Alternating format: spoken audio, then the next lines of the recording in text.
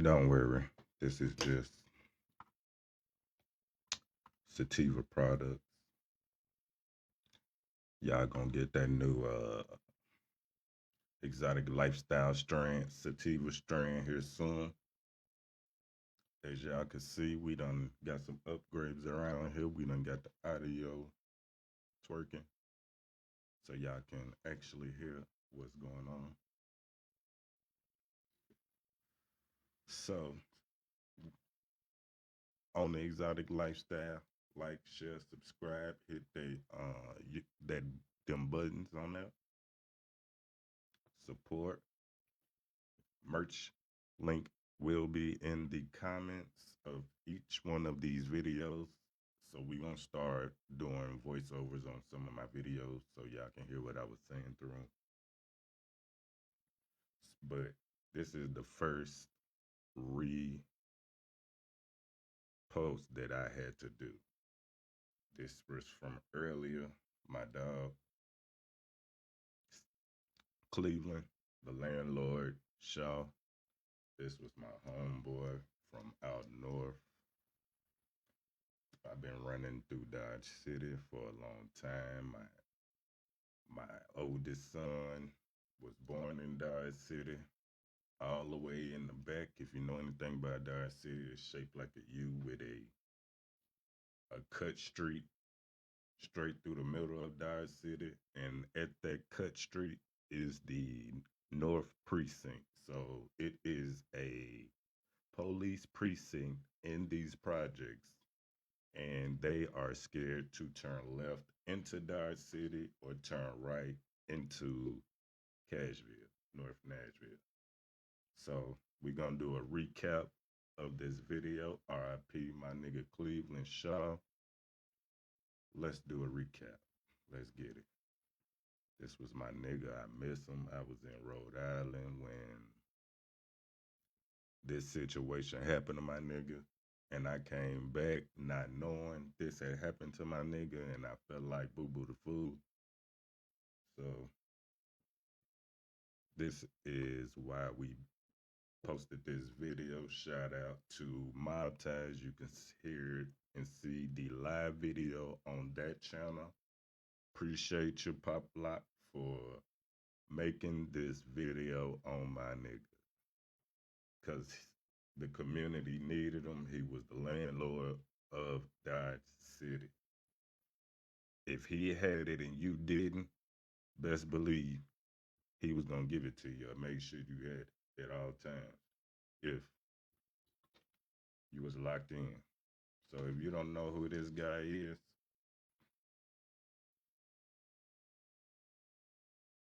you ain't no boss. You ain't locked in with Cashville. You ain't from the city.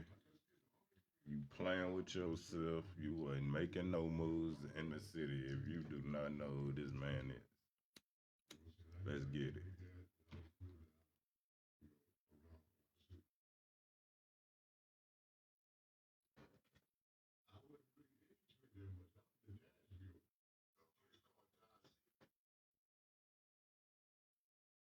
Let's take a look.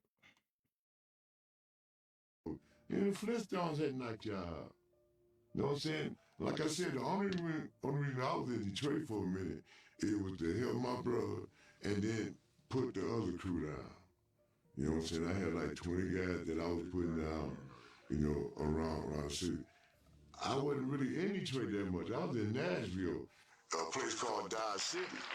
Now, you know about Dodge City. Dodge City was something like the Brewster Projects back in the days. But worse. Them country motherfuckers are way worse than we here when it comes to doing shit. Way worse. Police scared to go in Dodge City.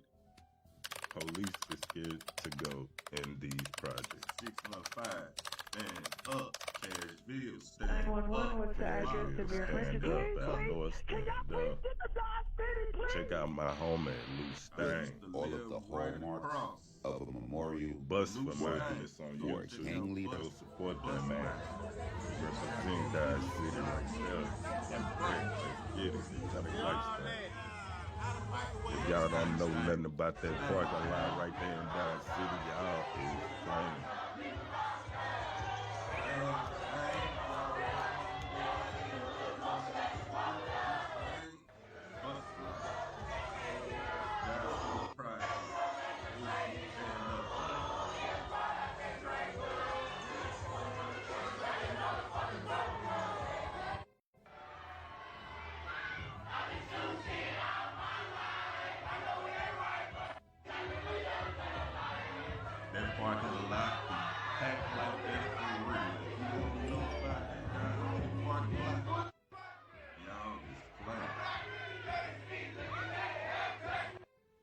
this celebration was held for Cleveland Shaw, a known violence interrupter for Gideon's Army, a community-based organization focused on reducing violence and supporting at-risk youth in Cumberland View Apartments, or Dodge City projects, on the north side of Nashville, Tennessee.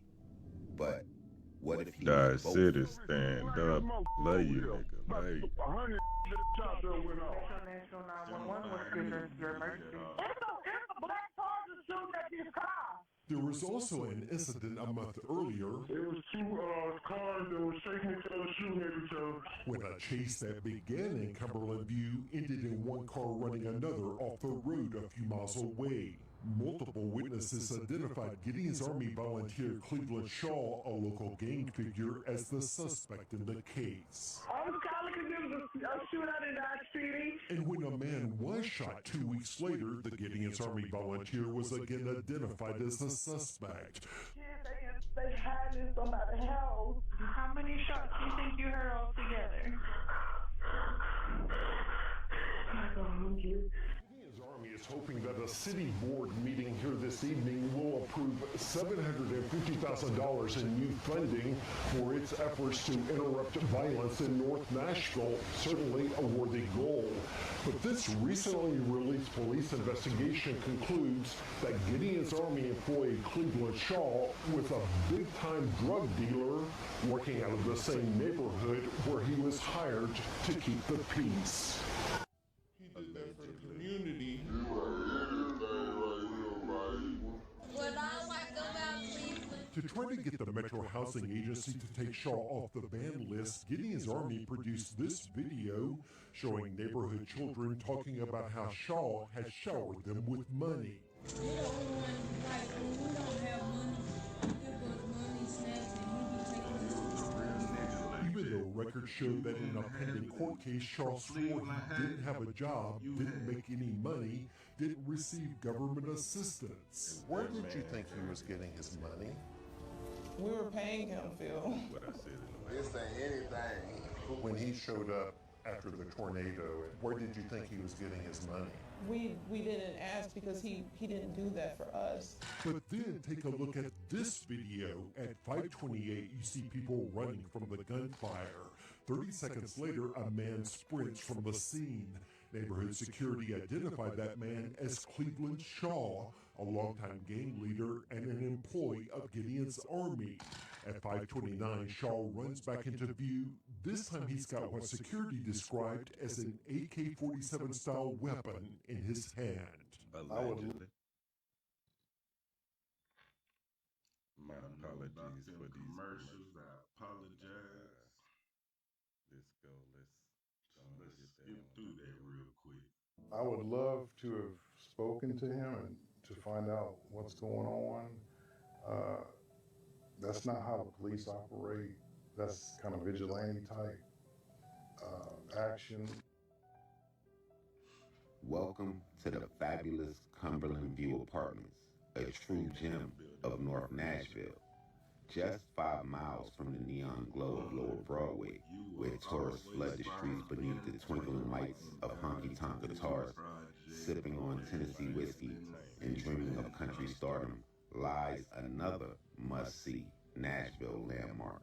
If you marveled at the glitz, the glamour, the sheer extravagance of Music City's famous strip, then you'll absolutely adore the exclusive luxury of Cumberland View, better known to its esteemed residents as Dodge City. I really wonder how it got that name. Nestled at 2312 26th Avenue North, this prestigious community boasts classic brick architecture, stunning open-air courtyards, and a social scene rivaling the toughest parts of Philadelphia, Brooklyn, or even Baltimore, where every day is an adventure, and only the sharpest minds thrive. So, if unanswered wishes and broken dreams sound like your kind of paradise, then come on through. But in Dodge City, shit just goes a little different.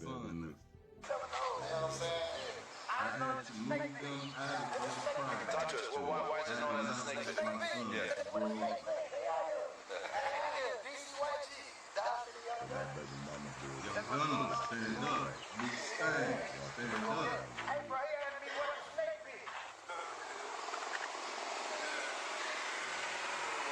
Talk to me.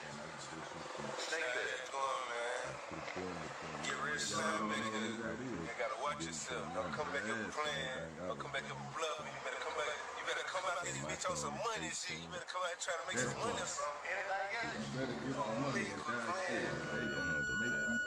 But this scene from the neighborhood back in August reveals another side of Gideon's Army's efforts. Residents decided to make it difficult for police who came there to arrest a convicted killer wanted for violation of his federal probation.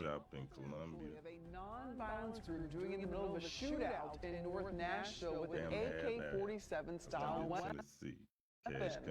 Those are among the questions raised by an exclusive News Channel 5 investigation of Gideon's Army, a group that's trying to get another $1 million of taxpayer money for its efforts. As our chief investigative reporter Phil Williams discovered, the group's leaders later acted as if that shooting had never happened.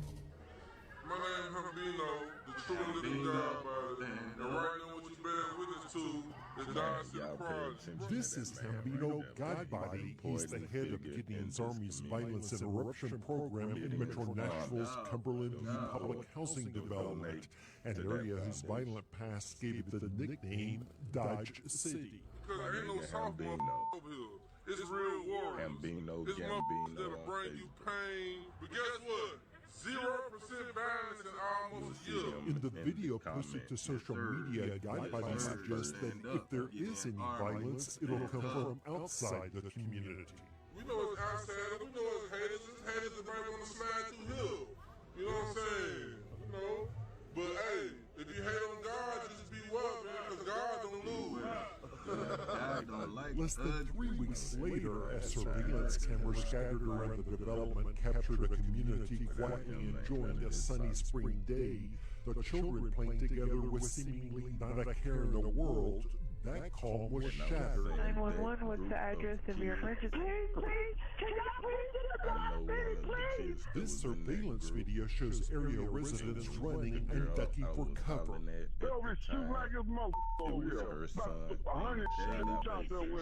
Instinctively, the children also scatter, some ducking inside, others just running as far as they can, as fast as they can.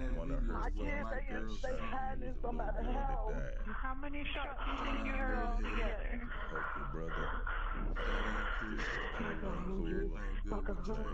When the gunfire stopped, 2 17-year-olds would be wounded.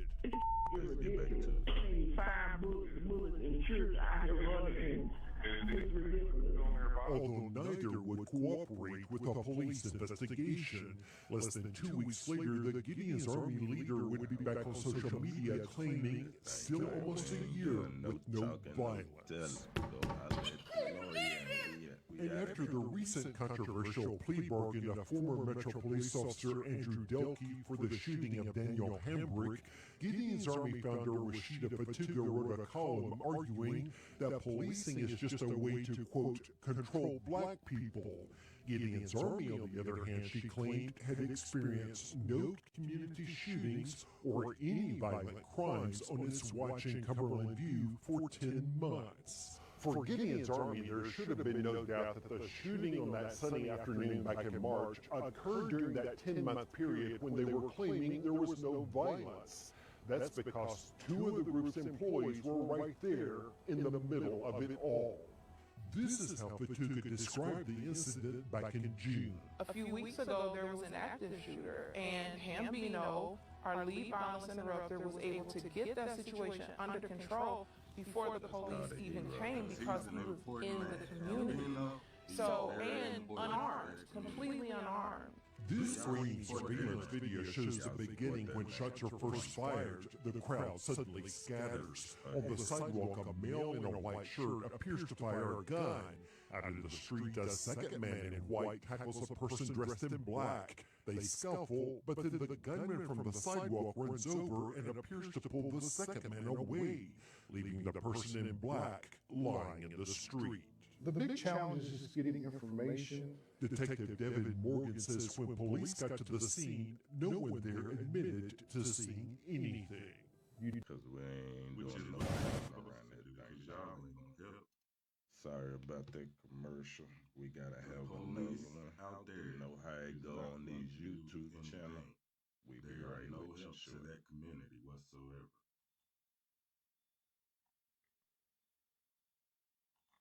You don't miss a shooting like that. It's loud, it's like an explosion. You obviously see things, everybody has a cell phone. But no one saw anything, supposedly. No one saw any specific details. No details. Just heard shots. And According to an account GuideBody gave the property manager, he tackled one of the alleged shooters, supposedly to protect him and also wait until police arrived. Then another alleged shooter approached Hambino while holding this individual down and was carrying a gun. We see a person tackling another individual in the street. We gotta do it. Could that be Hambino Godbody? It could possibly be. So no one from Gideon's Army came up to officers and volunteered information? There was no information given. I did not receive one phone call from a citizen. Was doing there with that gun. Gideon's Army says it's all about making communities safer, but our questions about the mistakes made in their alliance with a prominent gang figure began with questions about the murder of a little girl. The 911 call captured a mother's anguish and a child's trauma. And it was another little boy.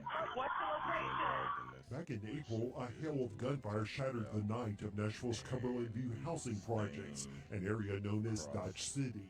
3-year-old Jamela Marlowe was one of 3 people caught in the crossfire. Jamela never made it home. I left my baby at the hospital in a morgue. That is not right for a 3-year-old to be in a morgue. At this age, she was an innocent baby. I just want to pray with y'all right now. If y'all can bow your head, close your eyes. It came on the second night of grief in the neighborhood over the shooting death of a local gang figure. Video from social media shows a visual the night before that had erupted into a gun-waving celebration of life. The deceased man, Cleveland Shaw, was a paid employee of the nonviolence group Gideon's Army. What we do is we take people who are credible messengers and we mentor them and we help to pull them off the streets and help them to transform their lives. And Cleveland was in that process, but it's a process. Cleveland is a sacrifice to God to the project. At Shaw's funeral, Gideon's Army's Hambino Godbody and other group leaders held him as a violence interrupter and a neighborhood hero. You know, the police did no part of the law like Cleveland. Because they don't like black men who know how to carry themselves and protect and provide like their children. But the truth about the Gideon's Army employee our investigation discovered is much more complicated. Inside the 3-wheel vehicle that Shaw was driving, police found 3 high-powered firearms, even though he was legally prohibited from carrying a weapon because of a domestic violence conviction. I was under investigation for homicide. The admitted shooter, Carice Crawford, the estranged boyfriend of Cleveland Shaw's sister, recorded his Facebook Live on his way to meet police, where he told them he shot Shaw in self-defense. Police believe Shaw had also shot up Crawford's car and his mother's house the night before. Patuga refuses to believe it. They don't have any video of that, and the dead men tell no tales. What was his reputation? That's what brought me back. Shot caller, he was the OG for that gang, and his word was final. And people feared him? Yes. This undercover Metro Police gang detective knew Cleveland Shaw as the money-flashing head of a street gang that called itself the Dodge City Young Gunners, DCYG for short. Shout out The song sung at that vigil back in April was a tribute to the gang. The balloons were the gang's colors, part of what police say is the 5-2 or 5 Deuce Hoover Crips. It was the same gang for which Hambino Godbody came before he was busted in 2012 for trafficking cocaine. You a dope gang? You better cash the out right now. A gang that the Gideon's Army leader just saluted in a Facebook post on May 2nd.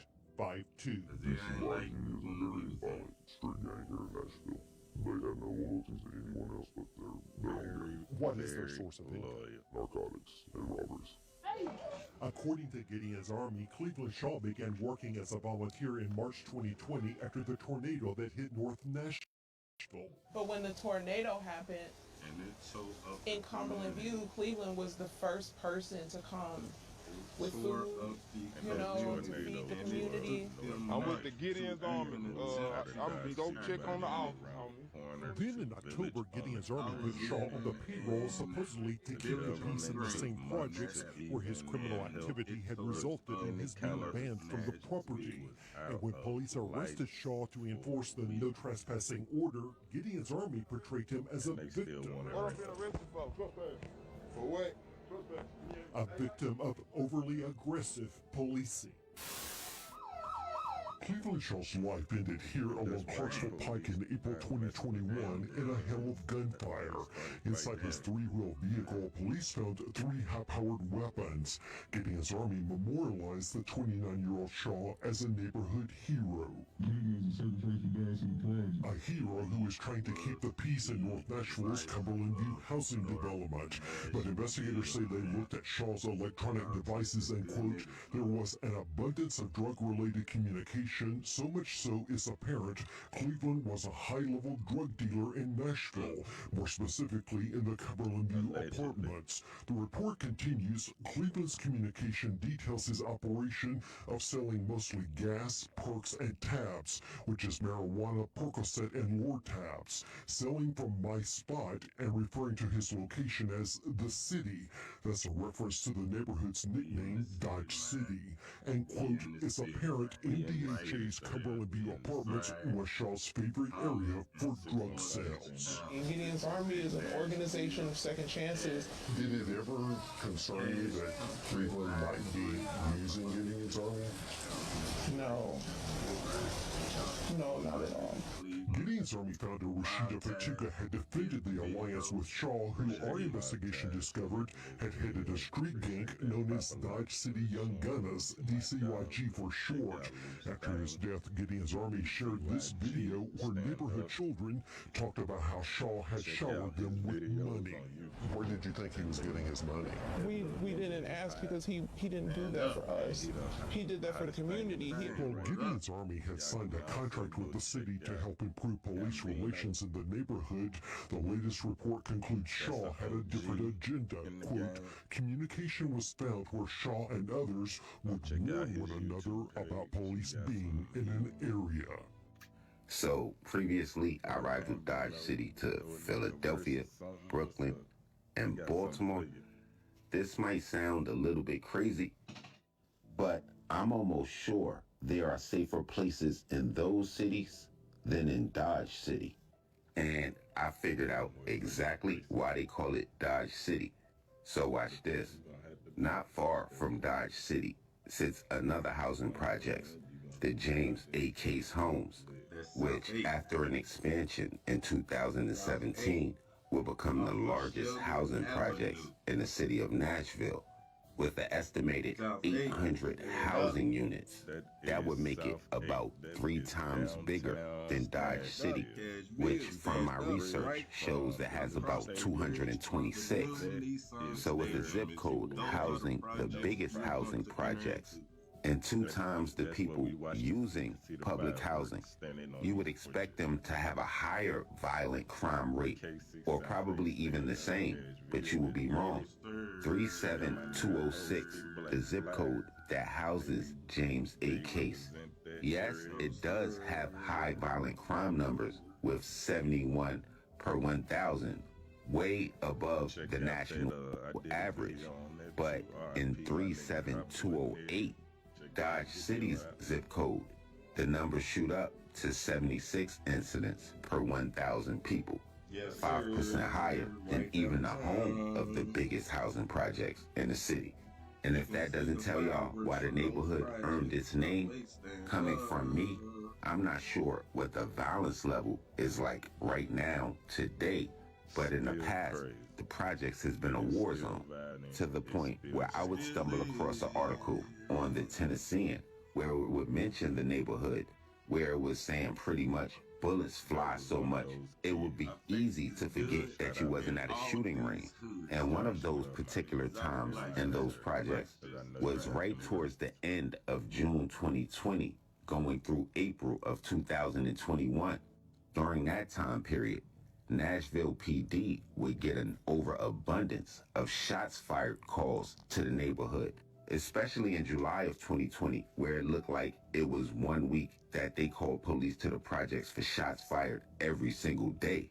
And one of those people said to be making it hot in July was allegedly Cleveland Shaw, with authorities linking him to multiple shootings during that time period, including a July 5th, 2020 incident where a man was shot in the leg after it was said 10 people walked up to him and just started shooting, with his name surfacing again 2 weeks later when another man was allegedly shot in the neighborhood. And according to Nashville PD, his name wasn't just popping up in investigations for no reason. According to News 5 in Nashville, I saw places where they called him a high-ranking member, but I also saw places where they would call him a leader of a group called DCYG, or the Dodge City Young Gunners. And according to the Nashville Police Department, the group is classified as a gang, with police alleging that they have deep ties to the 5 Deuce Hoover Crips. Allegedly formed in the early 2000s, DCYG is said to have made their name in the city through drug distribution, violent enforcement, and territorial control. News reports suggest that the authorities have been tracking the gang for years, linking certain members to homicides and even large-scale narcotics operations. And based on the police, not only was Cleveland Shaw a prime suspect in some of those shootings, he was also someone using his leadership roles in DCYG, allegedly overseeing a network of drug sales that would flood Dodge City with marijuana, perks, and Lortabs. Before his death, News 5 would allege that he would be heard on wiretaps referencing Cumberland View or Dodge City as his city, as well as discussing drug shipments. During his last days, Cleveland Shaw was definitely a target for law enforcement, but it wouldn't be them that would put an end to his run.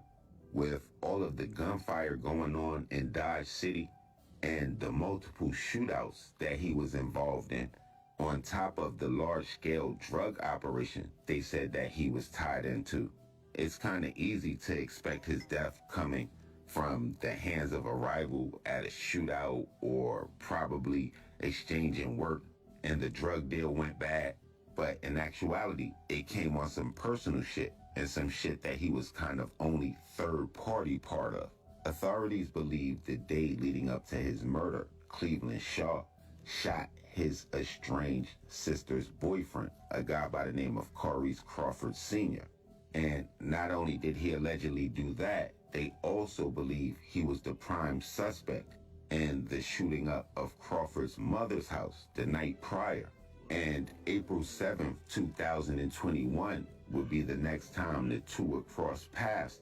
And that's where authorities would determine that Cleveland Shaw would fire at Corey Crawford Sr. from his slingshot, with Crawford returning fire, killing him in what authorities would ultimately rule as self-defense, with Cleveland Shaw dying behind the wheel of his slingshot with 3 high-powered firearms on the passenger seat. Now, just to put things in perspective like I do, and show you that the universe plays out how it wants to, the authorities will portray Cleveland Shaw as a high-ranking, gun-toting, money-getting gang leader, but the man he lost his life to and that walked free just 3 years after he killed Cleveland Shaw would be allegedly arrested for breaking a window at McDonald's because his order was wrong. Watch what you get into and who you be around, Playboy. Y'all make sure y'all hit the red bell and subscribe button right under this video so y'all know when this real trill spill shit is dropping. Y'all get in the comment box below. Y'all let me know what cities we need to go to, what stories we need to tell, what we missed, what we got wrong, all of that. Y'all make sure y'all tapping with me directly on Instagram, Twitter, POP_A_LOT. And until the next play, y'all know how we rocking. Shades pop a lot. I want to see y'all thoughts on that video. Let me know y'all thoughts on that video. Leave y'all comments on any more more Nashville videos y'all think that need to be done, like, share, subscribe, comment to the page.